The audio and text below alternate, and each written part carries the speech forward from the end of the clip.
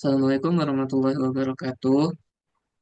Perkenalkan, kami dari kelompok proses Liblend akan menampilkan dan menjelaskan beberapa proses terkait tugas proses industri, mata kuliah proses industri kimia.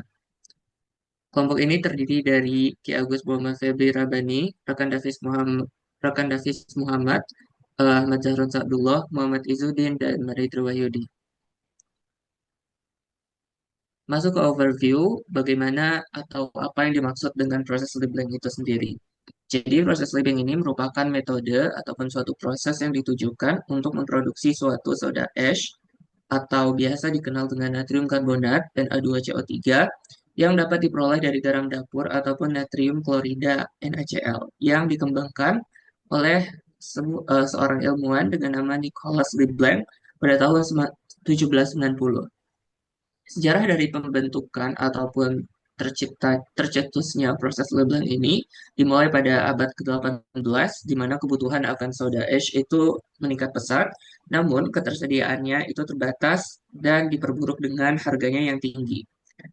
Dan hal ini semakin diperparah pada tahun 1775, di mana pada akhirnya Akademi Ilmu Pengetahuan Prancis itu menginisiasikan untuk menawarkan hadiah atau insentif bagi orang-orang yang bisa menemukan metode untuk memproduksi ataupun memperbanyak kuantitas dari soda ash ini untuk kemudian memenuhi ekspektasi dan kebutuhan dari masyarakat.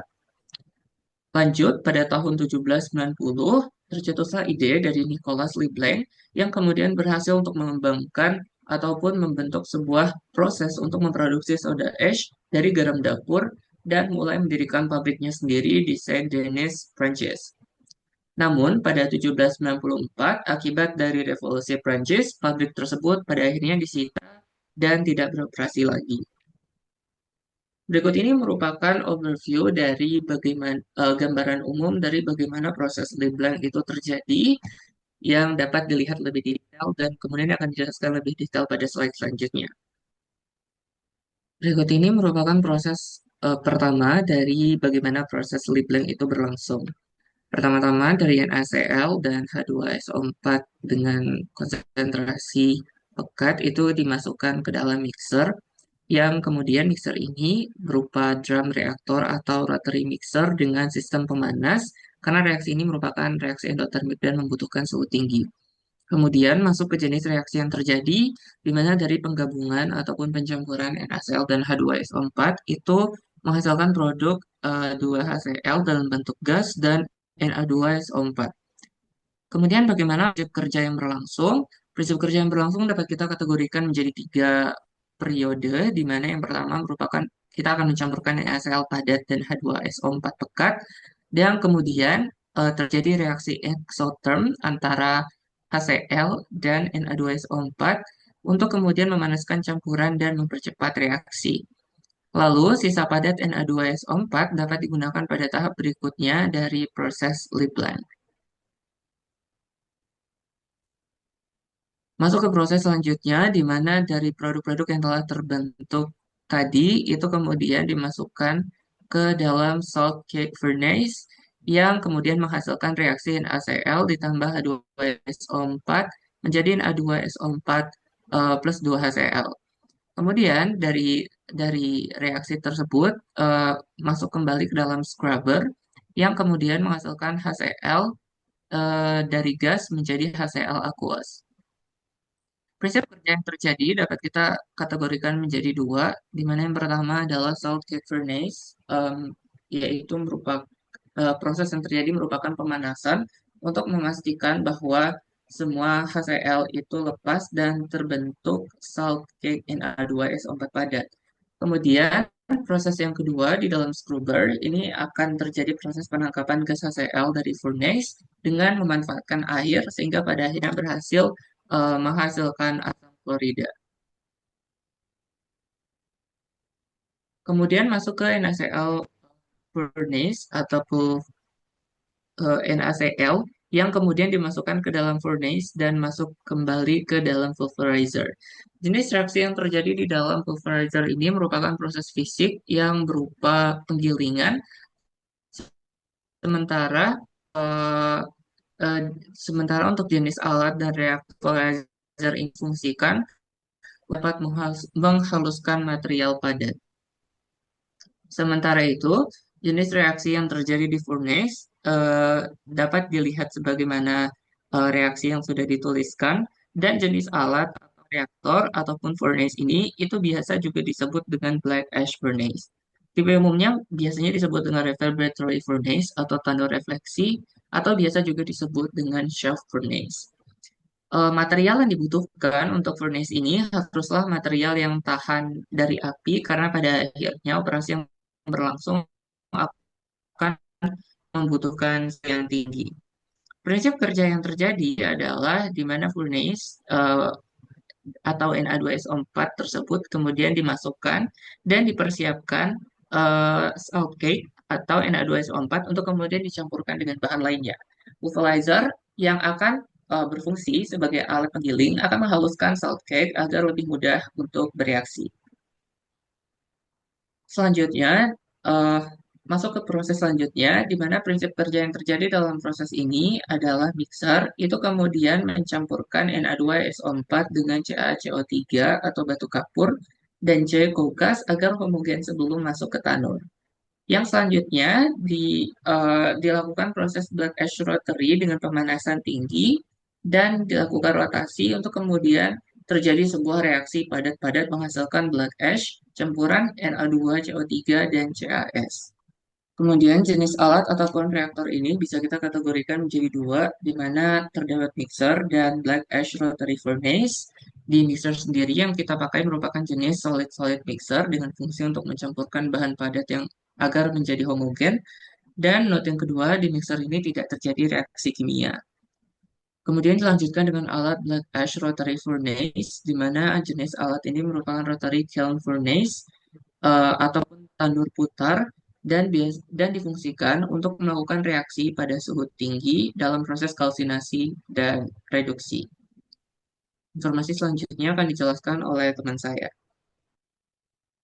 Oke, jadi slide berikutnya yaitu lanjutan dari prosesnya. Yang selanjutnya adalah crusher menuju leaching. Jadi di crusher itu terdapat reaksi kimia terjadi berupa hasil dari black ash-nya dari rotary furnace itu dihancurkan menjadi partikel lebih kecil. Dan jadi prosesnya reaksinya itu sebenarnya lebih ke arah reaksi penghancuran saja di mana Na2CO3 padat dicampurkan dengan air lalu nanti akan menjadi Na2CO3 yang larut.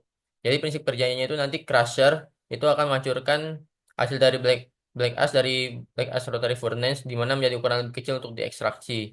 Setelah itu nanti dengan leaching setelah itu nanti di leaching dengan air menambah jadi di leaching itu nanti menambahkan air. Lalu setelah itu Na2CO3 itu akan larut, lalu dipisahkan dari limbah pada residu. Jenis alatnya itu adalah leaching tank atau perkolator yang dilengkapi dengan pengaduk dan sistem pemisahan pada cair. Jenis alat. Oh, maaf, jadi yang sebelah situ adalah prinsip kerja yang dimana dilengkapi dengan pengaduk dan pemisahan sistem pada cair. Lalu jenis alatnya itu ada jauh crusher, roll crusher atau hammer crusher di mana reaksi bersifat mekanik.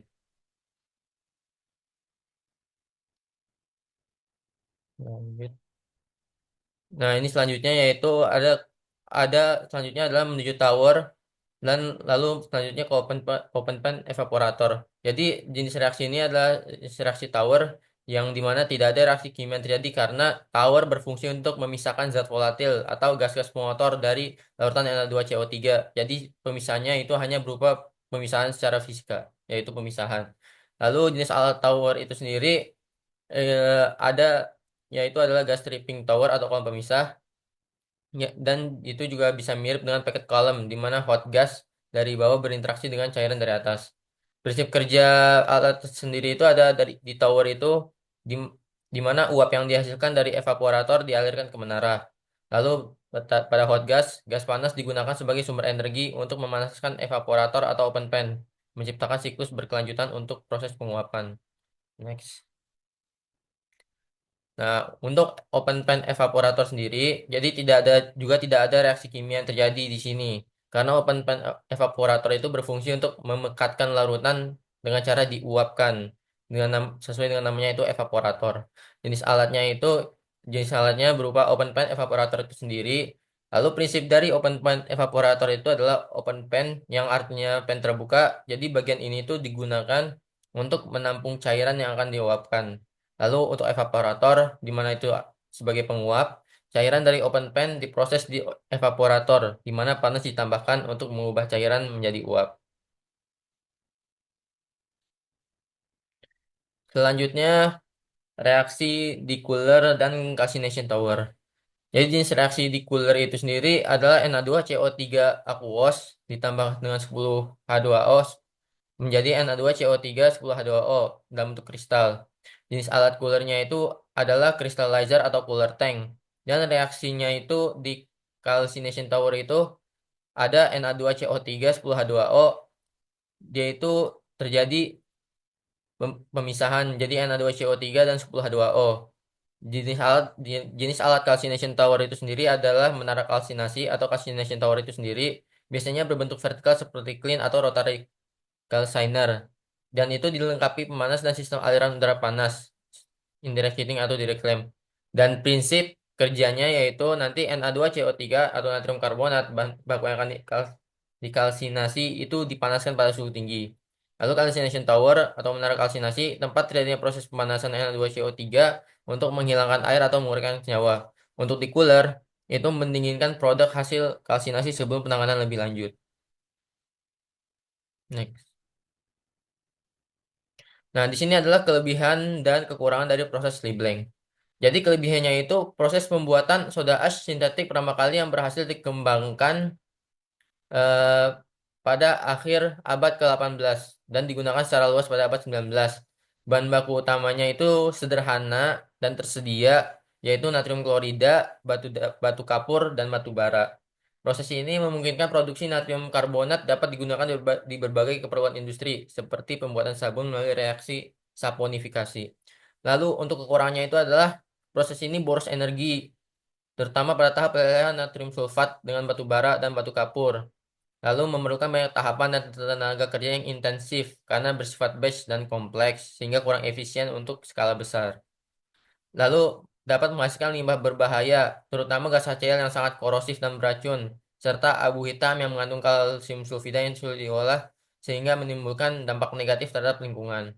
Lalu kemudian natrium karbonat dihasilkan relatif lebih rendah dibandingkan dengan proses yang lebih modern, sekitar 96,8%. Lalu selanjutnya itu adalah tentang biodiesel. Biodiesel itu bahan bakar alternatif dari sumber terbarukan renewable seperti minyak nabati atau lemak hewani. Dapat dari namanya sendiri itu adalah bio yang artinya itu memang yang artinya itu lingkungan. Jadi memang dia itu ramah lingkungan. Lalu biodiesel merupakan ester alkil, biasanya metal atau ethyl ester yang dihasilkan melalui proses transesterifikasi. Biodiesel itu dapat digunakan sebagai pengganti atau campuran solar seperti diesel foil dalam mesin diesel. Dan bahan bakunya itu adalah minyak nabati, lemak hewani, dan algae. Untuk selanjutnya dijelaskan oleh teman saya. Nah, lalu selanjutnya ada proses pembuatan biodiesel ini sendiri. Next.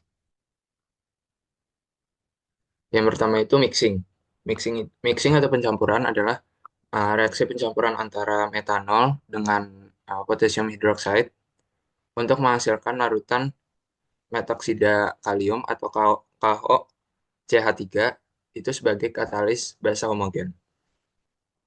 Reaksi kimianya itu KOH dicampur dengan CH3OH menjadi KOH-CH3 dicampur dengan H2O. Prinsip kerjanya itu adalah pemanfaatan pengadukan mekanis untuk mempercepat larutan padatan. Padatannya itu bentuk KOH dan dalam pelarut-pelarutnya itu metanol. Yang kedua, reaktor harus ditutup rapat dan uh, harus tahan terhadap korosi. Mengapa? Karena metanol itu bersifat mudah menguap dan beracun dan KOH itu bersifat korosif. Yang ketiga itu suhu operasi harus dijaga agar tidak terlalu tinggi.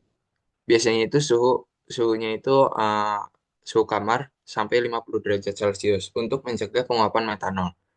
Jenis alat atau reaktornya itu untuk dijaga untuk proses ini disebut mixer atau reaktor pencampuran atau mixing tank. Lebih spesifiknya, yang pertama itu stir tank reaktor atau agitated vessel. Yang kedua dengan motor pengaduk agitator untuk menjamin kelarutan sempurna KOH untuk metanolnya. Next. Lalu pencampuran yang kedua itu ada transesterifikasi. Itu reaksi kimia antara minyak nabati berupa trigi, trigliserida dan alkohol dengan bantuan katalis basa yang dihasilkan dari proses mixing untuk menghasilkan metil ester dan gliserol. Reaksi kimianya itu ada C3H5 COR CR3 dicampur dengan 3 CH3COH menjadi C3RCOO. CH3 dicampur dengan C3H5OH3. Prinsip dari pencampuran ini adalah yang pertama, katalis basa mempercepat pemutusan ikatan ester antara gliserol dan uh, asam lemak. Yang kedua, asam lemak dan trigliserida bereaksi dengan metanol yang menghasilkan metil ester. Yang ketiga itu ada gliserol. Gliserol ini senyawa polar yang terbentuk sebagai hasil sampingan. Yang keempat itu ada suhu itu harus dijaga pada suhu 50 sampai 60 derajat Celcius. Yang kelima ada agitasi. Agitasi untuk kontak maksimum antara fase. Yang keenam ada waktu. Waktunya itu antara 1 sampai 2 jam itu batch, dan yang continue itu 30 sampai 60 menit atau 1 jam. Jenis alat atau reaktornya itu ada uh, reaktor batch dan continue.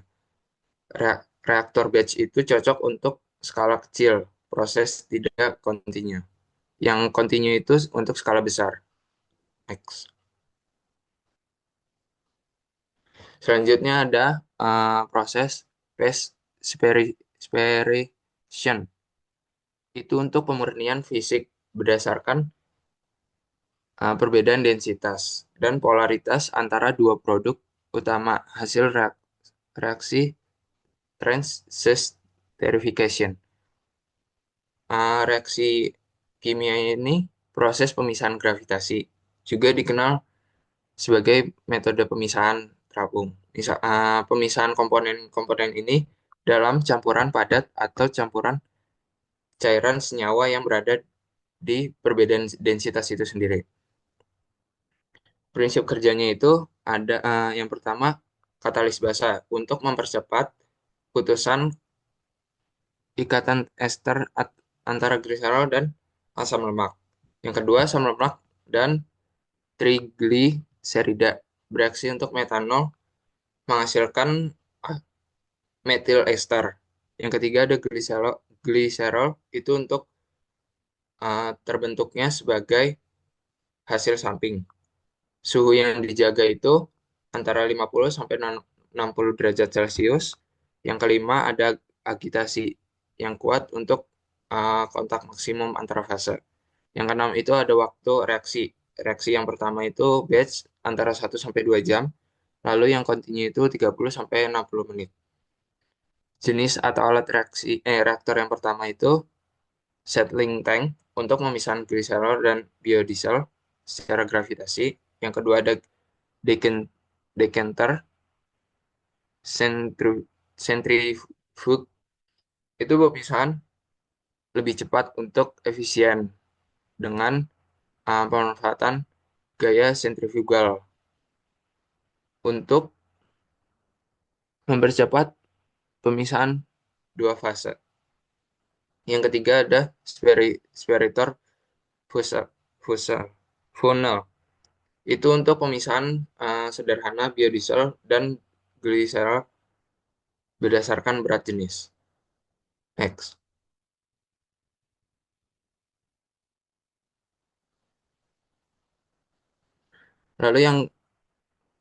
Lalu yang selanjutnya adalah water washing. Itu untuk membersihkan kontaminan yang berada dalam crude diesel untuk menghasilkan dari proses strength esterification setelah dipisahkan melalui phase sperification. Reaksi ini tidak ada. Uh, di sini hanya ada reaksi fisika berupa pembersihan. Prinsip kerjanya itu dari water washing ini bekerja dengan prinsip ekstraksi cair-cair dan pemisahan berdasarkan polaritas. Yang kedua ada biodiesel bersifat nonpolar dan tidak larut dalam air. Yang ketiga dengan pencampuran air ke dirt diesel, itu kotoran polar akan tertarik ke fase air dan mengendap di bawah karena densitasnya lebih tinggi. Lalu proses diulang beberapa kali, sekitar 2-3 kali pencucian hingga biodiesel menjadi jernih. Jenis alat atau reaktor yang digunakan adalah washing column. Itu untuk biodiesel dicuci berlapis dengan air di bawah ke atas, dari bawah ke atas. Lalu ada settling tank. Itu untuk air dicampur dengan biodiesel lalu dibiarkan untuk mengendap.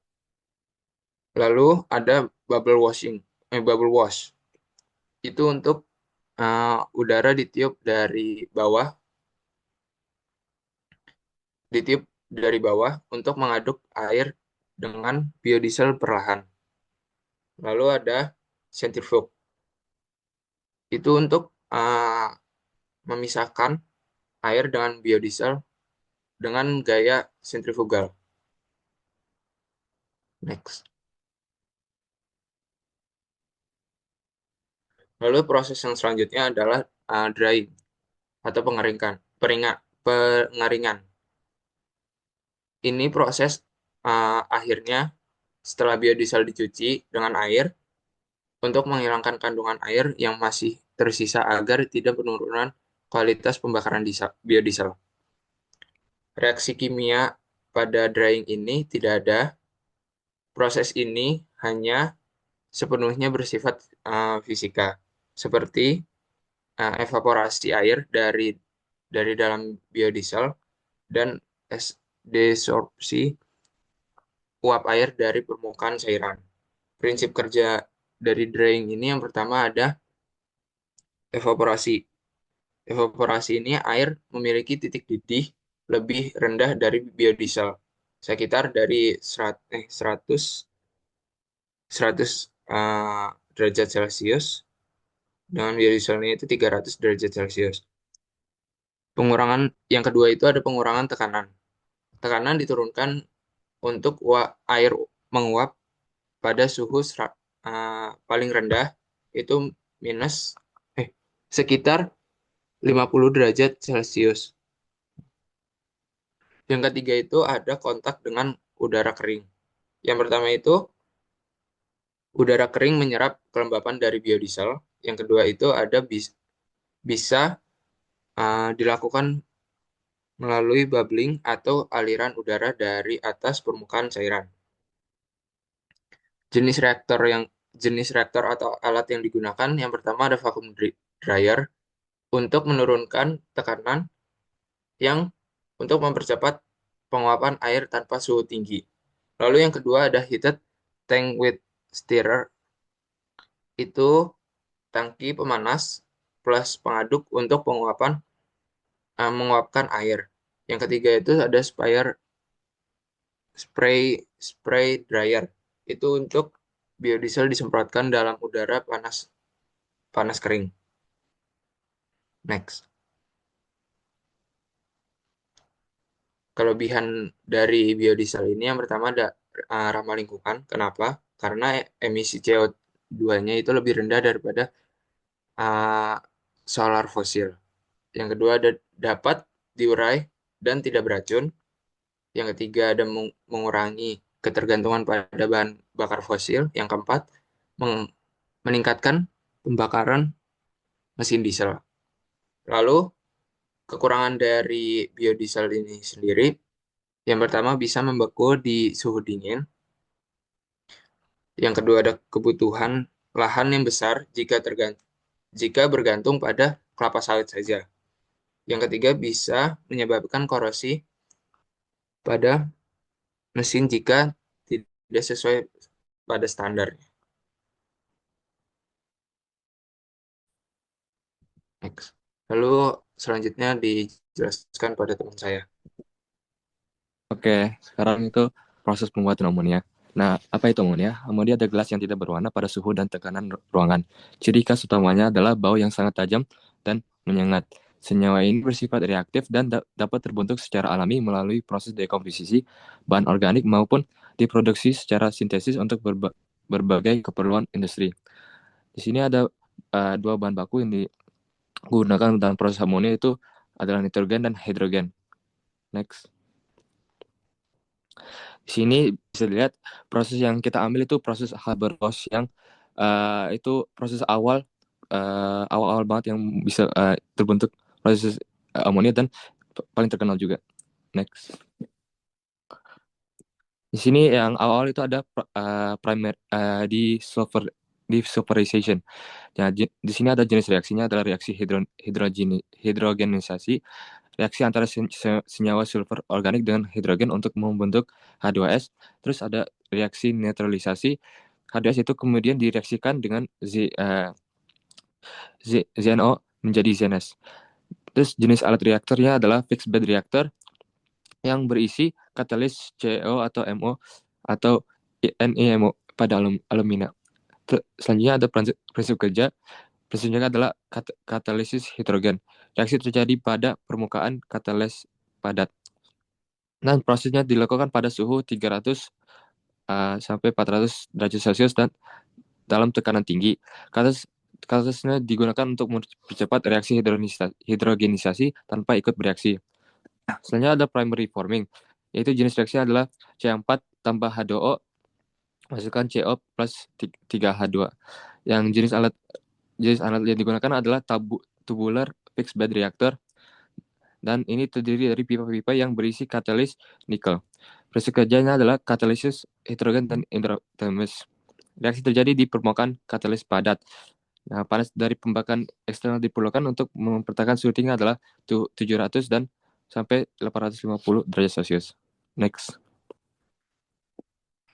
Misalnya ada secondary forming. Nah, jenis reaksi adalah bisa dilihat ada dua, dan jenis alat yang digunakan adalah reaktor terbentuk tungku atau chamber. Proses kerjanya adalah menyediakan panas untuk reaksi reformasi yang masih berlangsung dan menyediakan nitrogen dari udara untuk proses sintesis amonia selanjutnya. Selanjutnya ada proses high temperature safe reaction. Bisa lihat jenis reaksi adalah CO plus H2O menghasilkan CO2 plus H2. Nah, jenis alat yang digunakan adalah fixed bed reactor yang berisi katalis berbasis FiCr.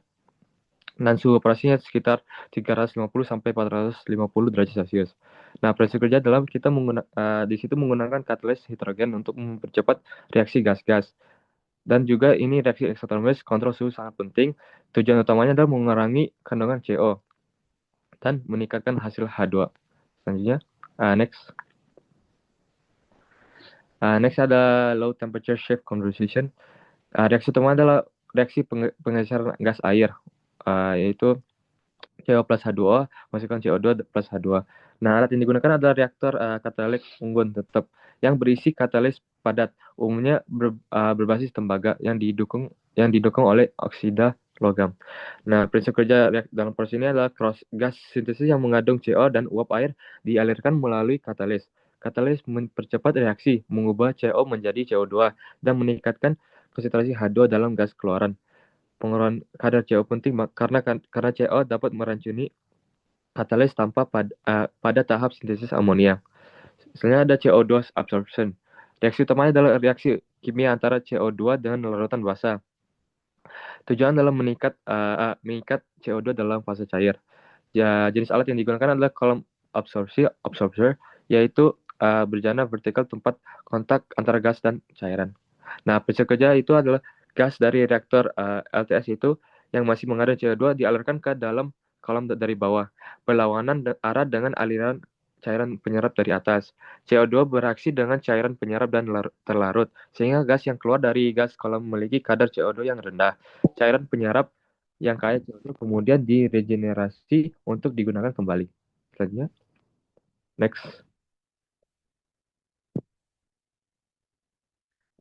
Ya, selanjutnya ada CO2 stripping.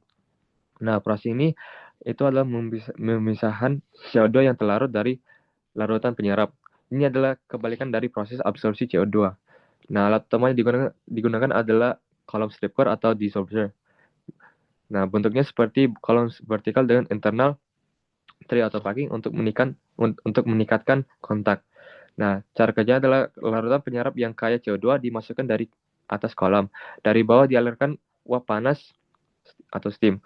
Pemanas ini mengurangi kelarutan CO2 dalam cairan dan menggeser kesetimbangan kimia, menyebabkan CO2 itu lepas sebagai gas. Gas CO2 ini murni keluar dari atas menuju pabrik urea.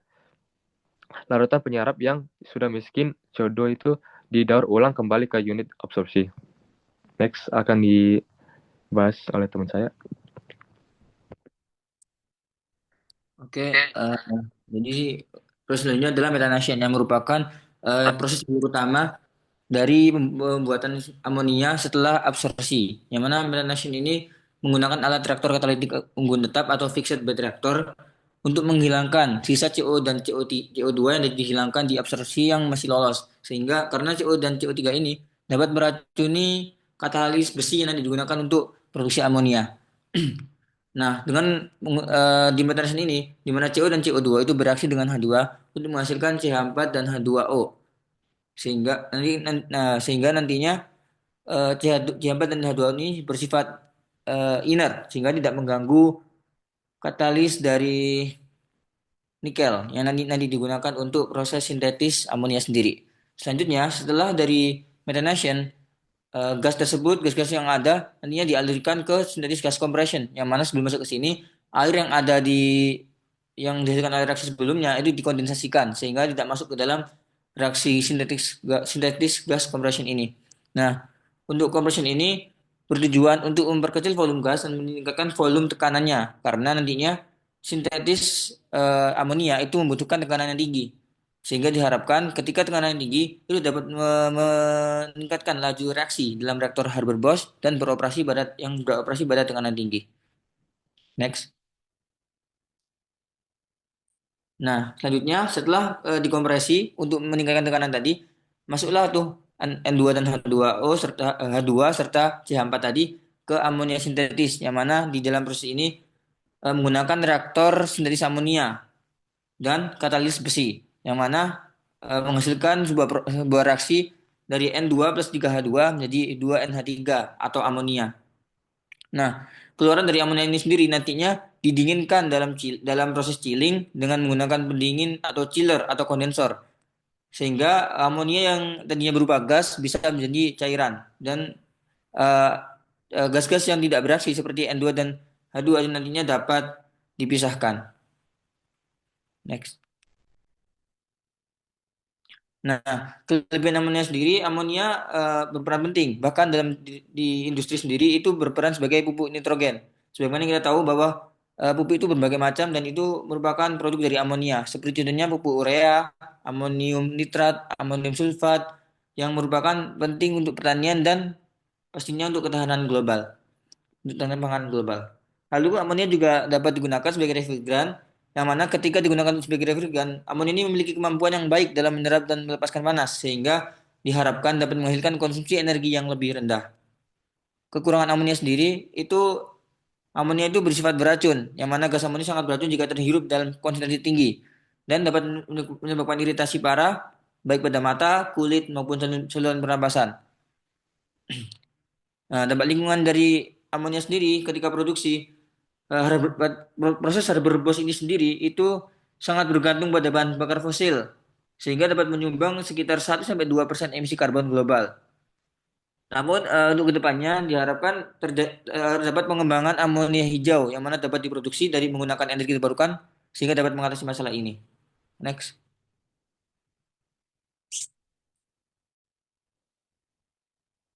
Nah, berikut saya jelaskan terkait bahwa industri biodiesel yang mana tadi dijelaskan oleh teman saya di atas.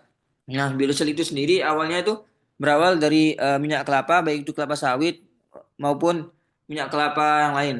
Nah, dari minyak kelapa ini eh, terjadi beberapa proses yang mana hingga menjadi biodiesel. Contohnya yang pertama ada proses transesterifikasi, sehingga dari minyak kelapa itu dapat menjadi fatty acid. Nah, fatty acid ini nantinya dapat diesterifikasi sehingga menjadi methyl ester, yang mana methyl ester ini sendiri dapat berguna sebagai kosmetik maupun sebagai produksi plastik. Nah, dari methyl ester ini sendiri itu juga dapat digunakan sebagai bahan baku biodiesel nanti yang jadi tujuan akhir kita. Next. Nah, untuk berikutnya adalah pohon industri amonia. Nah, untuk amonia sendiri, eh, amonia itu sebenarnya berasal dari natural gas dan kondensat, yang mana itu dapat berubah CH4 dan sebagainya. Nah, di sini yang kita gunakan, yang sering digunakannya adalah CH4, yang mana ketika CH4 itu direaksikan dalam sebuah reaksi namanya SMR, itu dapat menghasilkan sintetik gas, yang mana sintetik gas ini ketika dikonversi itu bisa menghasilkan N2 dan H2 murni. Dan yang kita tahu tadi bahwa N2 dan H2 merupakan salah satu bahan baku dalam membuat amonia. Sehingga dengan setelah dikonversi itu dapat terbentuknya amonia dengan proses Haber-Bosch tadi. Nah, amonia sendiri itu dapat menghasilkan banyak macam turunannya seperti urea, nitrik asid maupun caprolactam, yang mana produk hasil akhir dari amonia sendiri itu sangat beragam dari bahan peledak, tekstil hingga kosmetik. Mungkin cukup dari saya terkait penjelasan penjelasan kelompok kami. Saya kembalikan ke rekan saya, Mari. Oke, sekian materi terkait proses organik dan non-organik serta proses labeling. Semoga informasi yang telah disampaikan ini bisa menjadi penambah hazanah bagi eh, para penonton yang menonton video penjelasan ini. Sekian dari kelompok kami. Assalamualaikum warahmatullahi wabarakatuh. Waalaikumsalam warahmatullahi wabarakatuh. Waalaikumsalam warahmatullahi wabarakatuh.